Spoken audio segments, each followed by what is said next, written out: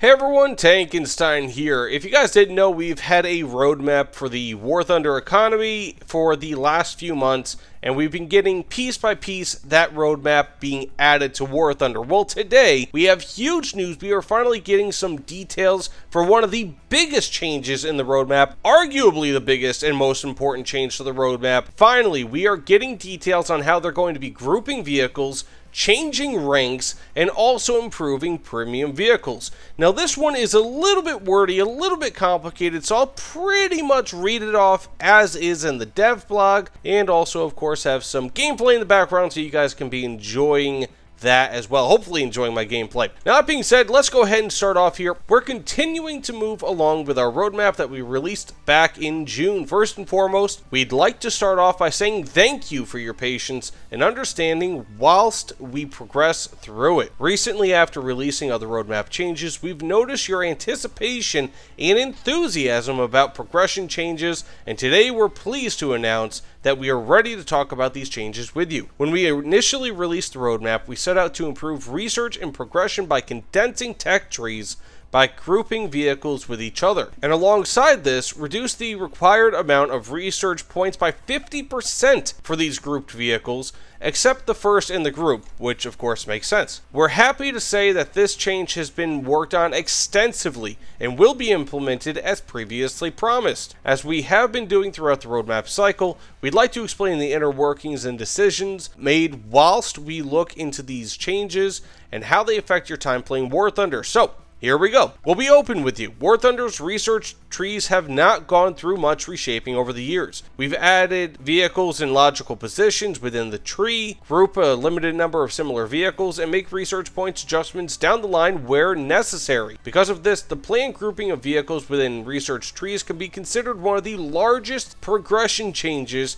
that we've made since the game's inception, and will affect almost all players. Awesome, that's great news. When we sat down to make these changes, we also realized that we could carefully look into the position and ranks of all vehicles, and streamline them when possible. Therefore, we are not only reducing the amount of vehicles to research to progress down a tree by grouping vehicles, but we are also making trees more logical and better structured, taking into account the large number of vehicles that have been added into the game over the last few years. The result of these changes for many nations in the game are significant. For this reason, we'd like to give you time to prepare for them, while also ensuring these long requested changes arrive to the game in a quick manner. Your valuable feedback and suggestions about this topic are very important to us, and we'll be collecting and considering them as much as possible. Because of the magnitude of these alterations, we've decided that the best way to move forward would be to announce these changes to you today and release them with the next major update,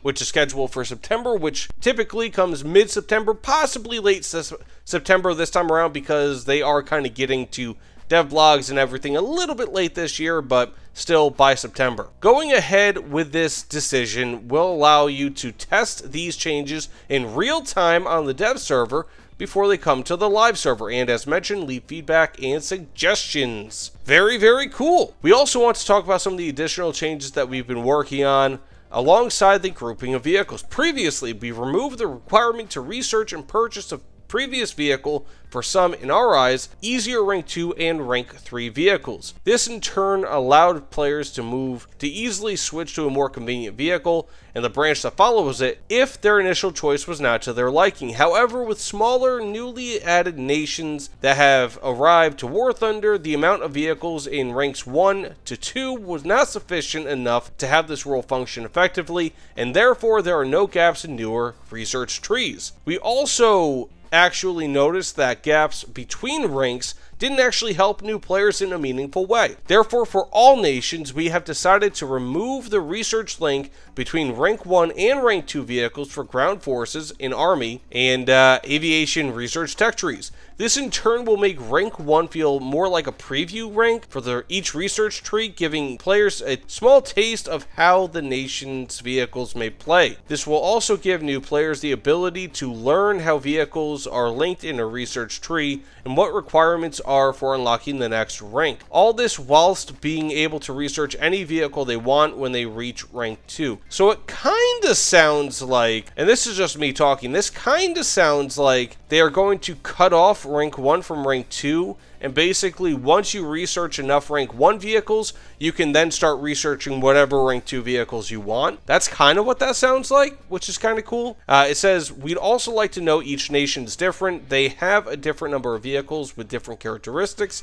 Because of this, some vehicles that are similar to or the same, but in different nations may be at slightly different ranks. This is similar to how battle ratings of the same rank may significantly vary between nations and vehicle types. Let's take a look at an example of these changes. For instance, Israel, where the Magach line within the rank 4 of the ground forces tree has 6 vehicles, will now only have 3 vehicles in it, with the other 3 being grouped with them. With the upcoming changes, all ranks will not exceed 3 vehicles vertically downwards. Okay, so I'm not entirely sure. So as you can see, we have a whole bunch of I think this is how they're going to do it. I'm not entirely sure. Is this how it is currently? It looks like they're basically just foldering vehicles, which is nice. But again, I'm not entirely sure. It's a little confusing, at least me reading through this right now, looking through this right now. But it does look like they, okay, yes, so Challenger Mark 2, 3, I think that those are different in the tech tree. So as you can see here, yeah,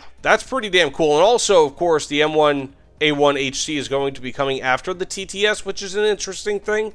So that's pretty damn cool. I mean, you could research 2 different vehicles simultaneously, but this is also going to force people to grind for the M68-3 TTS, which, if you guys don't know, I have a stock displayed on that. The vehicle itself isn't absolutely terrible, but the grind through it is absolutely horrific, at least as of right now, because of the RP costs. It's just a real pain in the tuchus. Now, getting back to the dev blog, it says, we're not forgetting and would like to mention the 50% reduction in the required amount of research points for vehicles that are nested into groups of similar vehicles, which we also call folders. This welcome change will allow you to research and expand your vehicle lineups much faster. Let's show you another example. The new research route from rank 6, starting with the Chieftain Mark III to the Challenger 2E in the British Research Tech Tree, will now take 1.6 million research points instead of the previous number that was 2.69 million research points, which is, as they say, quite the difference, and also almost half as much. Another example that we'd like to share is the Shermans within the US research trees